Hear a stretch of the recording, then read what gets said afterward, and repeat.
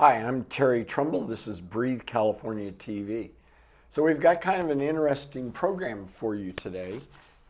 Margo Sidener, the CEO of Breathe California, is going to talk a little bit about what Breathe California has been doing for the last year, and it's pretty amazing. And this is kind of like a report to you because thousands of you give us donations. I've been involved with a lot of nonprofits, and it's absolutely amazing how many small donors Breathe California has, rather than just relying on one or two people to write $1 million checks. You really make a difference, and Margo is going to explain what we're doing to give you clean air and help people with breathing difficulties. See you in 30 seconds. The nice thing about Better Breathers Club is we go in and there's other people sitting around with oxygen. It's almost a relief that everybody looks the same in the room. It's a funny thing to say, but it's a good feeling. Breathe California means having resources available to us that will help guide us and make our lives easier. Welcome back. This is Breathe California TV. My name is Terry Trumbull. I'm the Environmental Health Chairman, a volunteer that's working to try to give you clean air. So that's what most of our programs are about, ways that you can protect your lungs by not smoking or having clean air. But most organizations in health get funding to help people with difficulties, and Margo's going to talk about all of the breathing difficulties we have here in a second. So I'm pleased to have Margo Sidener, CEO of Breathe California of the Bay Area, talking about what they've been doing in the last year. Welcome. Well, thanks, Terry. And I want to make it clear from your intro that we still would like those big checks. Or any kind of check that you feel like writing. Or any check at all, yes. We don't want to only get the small checks, but we are happy that we have such a large base of donors who give us at all, give to us. So thanks to everyone who gives to us. And this is kind of our report to investors. As you know, we traditionally make this once a year. And we traditionally do it a little bit earlier in the year, in the fall.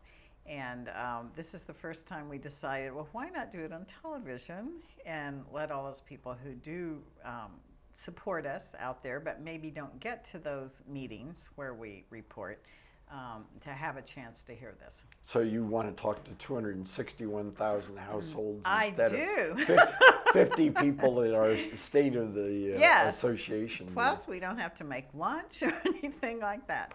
So thanks for this opportunity, and we hope it works out well. First of all, I want to say that we've been able to continue to stretch our dollars. Those dollars have been dwindling, as everyone knows, in this economy. And at first we thought, back in I think 2008, we thought, oh, this is really the worst time. But for most nonprofits, last year was actually even tougher.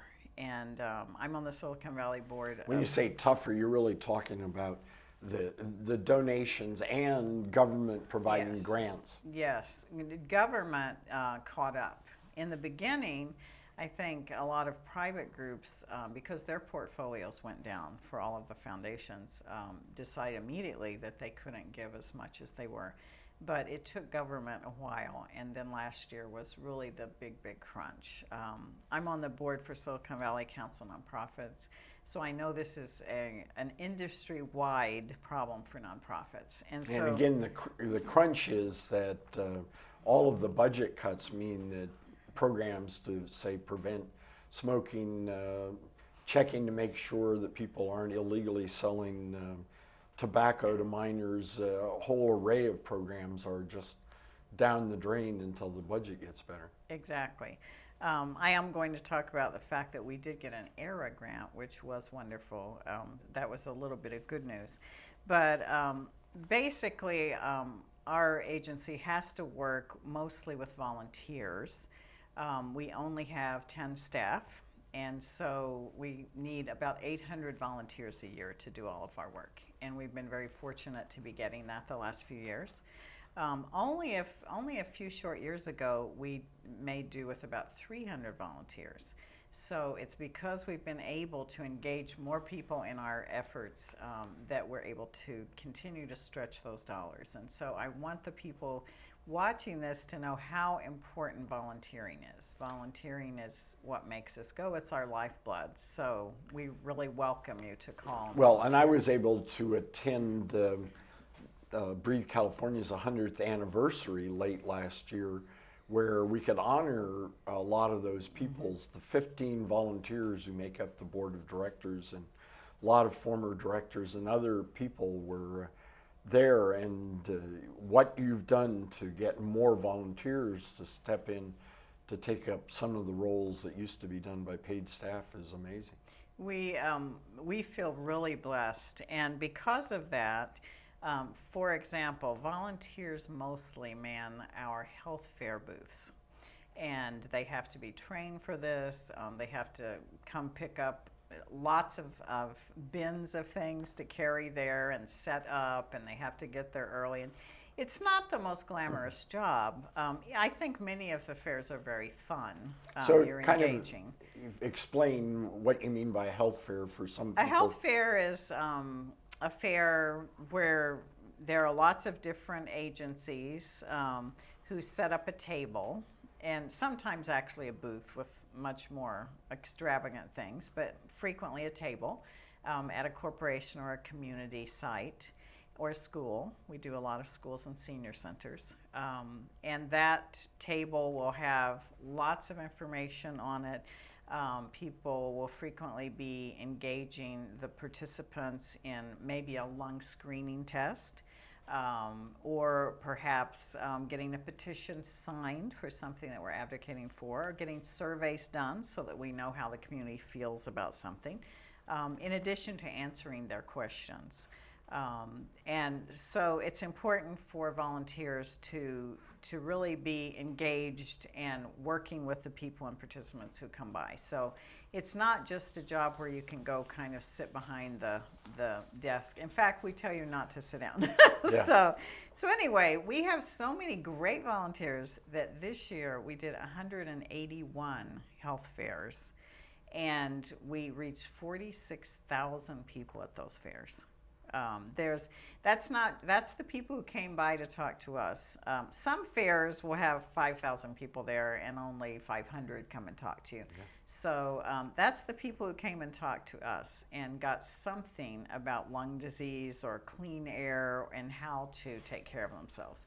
So I've done a number of these health fairs, and I know you're excessively modest about that, because when I sit there, God, I'm in trouble. You're not with you supposed already. to sit. Not we didn't count the ones that stopped and looked at brochures on how to stop smoking or lung diseases like emphysema or asthma. We only counted the ones that started to ask us questions. Pretty. The numbers could inflate pretty high beyond that. If you counted the number of people that just walk by and see our big displays that we have, it probably is 2 or 3 times that. Bigger than this one. Yes. So that's incredible. And that's how we reach out to people to give them prevention type messages. Much of what we do is in what we call awareness building. So that's one type of thing that we do. And along with that might be our website. We spend a lot of time and effort maintaining our website, keeping it current. And about 21,000 unique people came to visit our website last year and clicked through to see something. If it isn't under Margo's name right now, it's www.lungsrus.org, or as a transition to something else you want to talk about, just give the staff at Breathe California a call, 408-998-5865. So nobody called you last year, right? We also, separate from the other kinds of specific calls, for instance, if we're running stop smoking classes, someone calls about that. But just in general, just calls from people who wanted information referral. We handle about 3,000 of those calls a year. So if anyone listening has a burning desire to ask us a question related to some kind of lung health problem or clean air, just give us a call. And it is interesting because some people have called before about lungs and they found us to be so helpful. They do call about other things. So not necessarily what we're covering. So try to keep it to lung health and clean air. But if you want to find out where to get something in our county, we'll probably be able to tell you that too. And then we also send out newsletters on various subjects, informational newsletters, and we reach about 8,000 people that way. Yeah, and I used to get a newsletter from you, but I get an email now, which Yes. has everything in it that the old one Yes. did. So there are wonderful new. And we used to send a lot more hard copy things. Obviously, with the cost now, we are trying to send email. So you're to blame for the post office being in trouble? Partially. Only partially. We still send out. For instance, our Better Breathers Club newsletter is sent to hard copy. That's how our seniors like to get their information, and that's how Are we you send it to picking on them. me now? No, I'm a senior too. So, and that is how I like to get my newsletters, to be honest. So we do it that way. So that's our sort of awareness building kind of activities. And then we have a lot more intense type work that we do to reach those other, 50, 60, 70,000 people.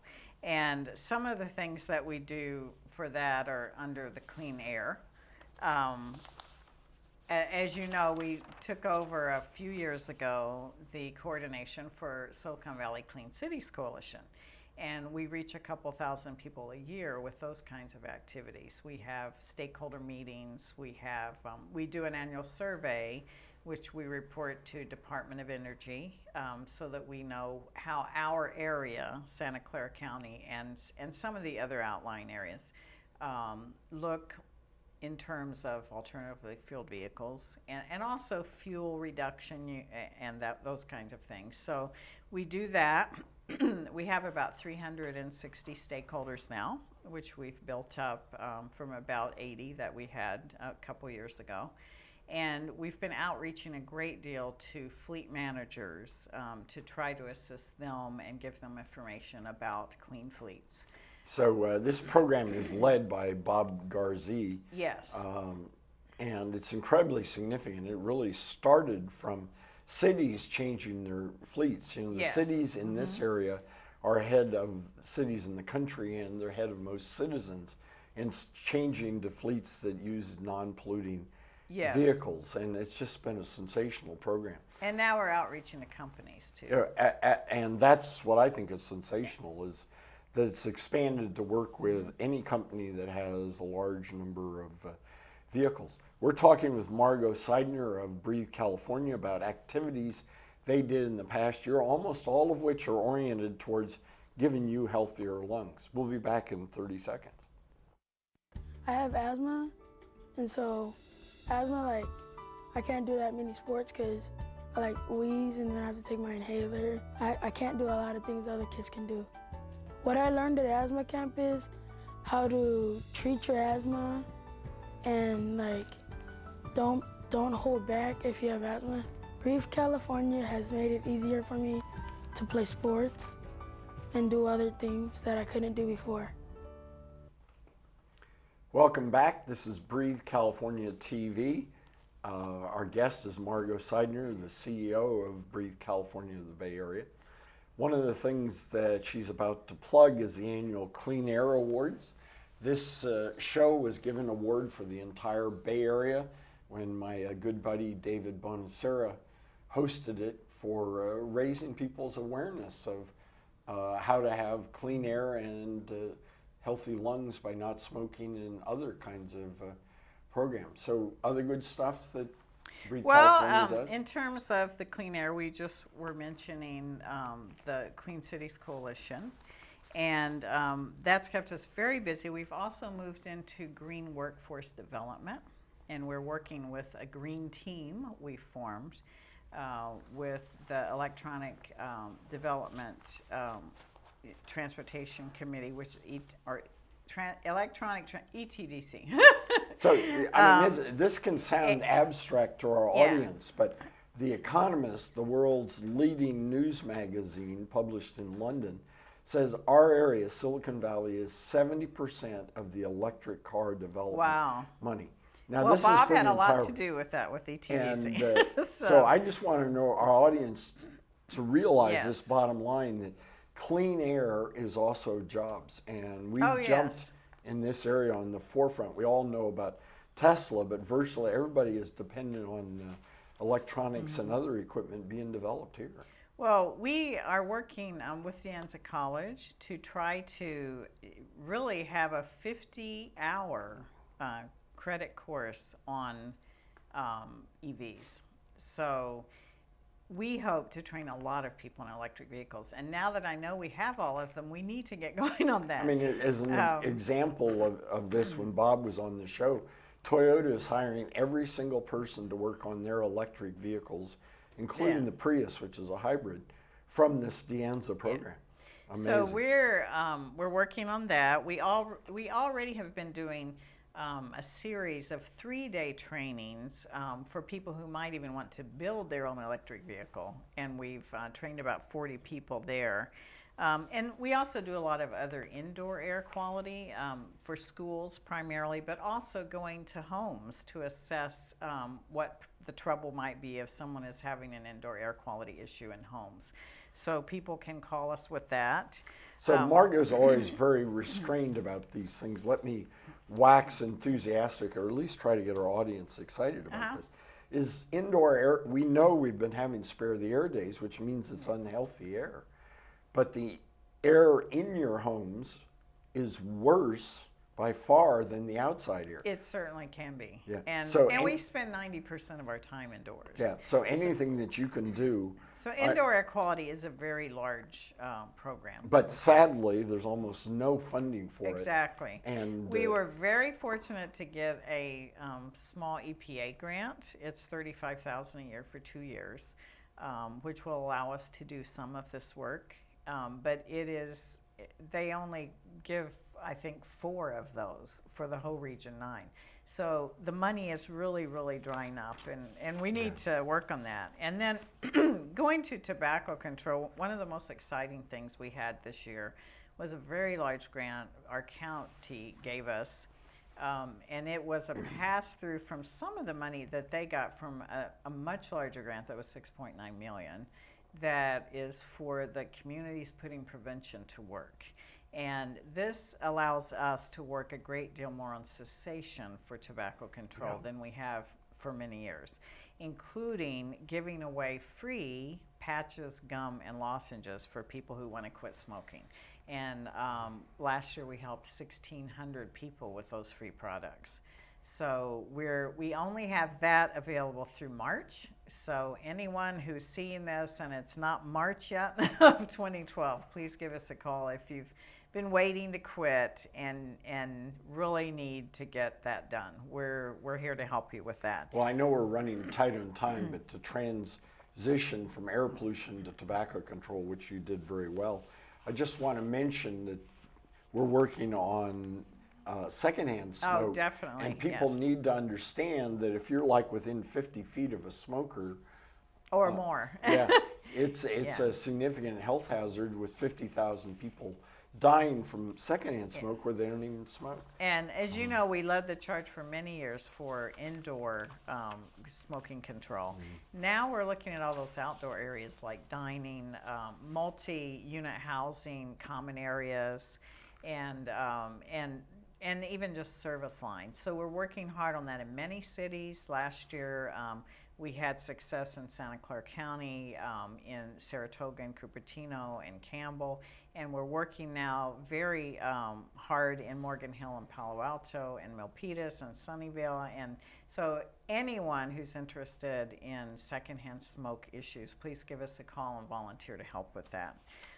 And then the big deal we started with and have continued for 100 years now is lung disease.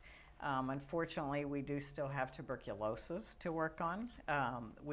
Which I might add was Breathe California's original name. Our original reason. And then tuberculosis kind of disappeared. So what's a quick history of why it's become a big problem again? As soon as we got medication to treat TB, which is a bacterial disease, it started going down, down, down, down. Unfortunately, so penicillin, 1945 to yes, and 55. streptomycin, and then our many other TB drugs. Unfortunately, across the world, it was not necessarily going down, especially in places where they didn't have that kind of medication readily available. So when we started getting an influx of immigrants from places that had a lot of TB, we had already gotten rid of some of our infrastructure to treat TB. And so suddenly we found ourselves with a lot of TB. TB takes a lot of infrastructure because people have to look at all the people in your immediate contacts who might have been around you at the time you might have been able to give them TB. So it takes a lot of case studies, we might say, of each case, who might have that, and testing.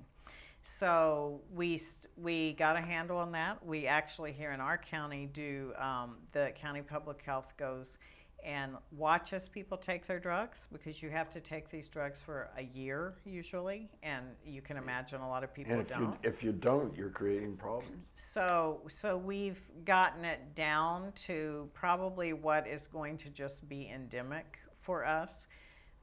But we still need to reach all of the people who don't understand about TB and need this information. So one of the things we do, for instance, is go and talk to ESL classes, so that we reach a lot of new immigrants and give them English a message. is second language Yes. for people like me. So we can tell them we have drugs here to help. And like, your county wants to help you. If you have any symptoms, go there, get checked. Here's what's going to happen. Here's what it'll be like, and so that we can get rid of any of the stigma involved with And that. I really want to give credit to our 5 supervisors over the last They've been very 20 supportive. years, because when Pete Wilson was governor, he gave them an out to quit providing this service, and our board is stuck with it. They've been wonderful all these years to work with. And then, of course, there are lots of other lung diseases like asthma that is also an epidemic, and we're still fighting, even though the money now has all shifted mostly to obesity prevention. We see very little available for asthma, but we are still working. We have our asthma camp for kids that makes it fun to learn. Explain why that's significant compared to everybody going to the same youth camp. Well, a lot of these kids' parents wouldn't let them go to another youth camp because they need to take medication, and because they can get into trouble, just like they can at school if they don't have their inhaler with them.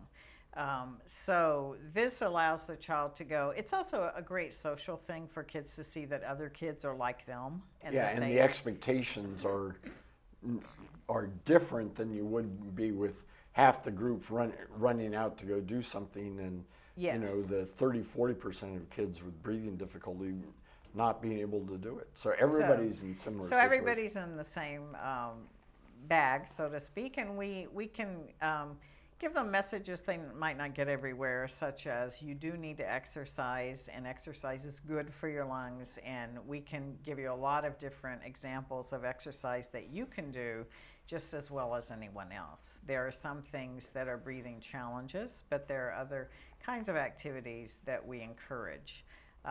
So we have the camp, and we also go to schools, and we're out there working with little groups of children who have asthma to help them over a 6-week program learn how to take control and help manage their own asthma. And hands-on type stuff, how to use your inhaler correctly, how to use a peak flow meter, how to talk to people about your asthma, those kinds of basic things that they need to learn. And then we trained almost 500 children last year for that, and we trained over almost 300 people who work with children, such as school nurses and medical assistants and health clerks and those in those. So it's a people in those pretty professions. amazing array of things. Let me also have you put in a plug. Just before the end of 2011, I got an email for write a check to sponsor research. So tell us a little bit about the research, lung research that Breathe California does. Actually, for several years now, because it's been such an exciting project, we have supported research in lung cancer that's being done right at Stanford University here in the local area, and by Dr. Heather Wakely. And she especially has been looking at non-smokers who get lung cancer. And it's been predominantly women, I think, who have been in that study. And so it's exciting to see the kinds of knowledge that's coming from this. It's a clinical study, so it's actually people rather than molecules and, and cells. So we've been able to support her. And partly, I have to say, the Colombo Trust has been responsible for our being able to do this. So we would love to have more donations for research so that we can sponsor even more. A few years ago, we actually sponsored 3 different researchers, but as you know, all money's tight. So we're hoping to get more and do more. Well, as you know, I'm very fond of Breathe California. We've only got about a minute left, but I want to put a plug in for how efficient you are at Breathe California. Because I've gone out doing fundraising for larger groups, nonprofits, and your 8% administration, 92% of the money is about as good as any nonprofit in the country. When you give true. money, it goes to programs. Yes, we're very proud of that. So when people give, it goes, and it also stays here in our local area. So we we're got local. about 30 seconds. Anything else you want people to know? I want people to know we're here to help. They call us up, go on our website, and we also need your help. We need people to volunteer. We need people to give. We need people to help us get the messages out that are very important to prevent lung disease. And come join us at some of our walks. We have a clean air event. We have a breath of life event, and we may even let you jump off of tall buildings again next year. See you next week.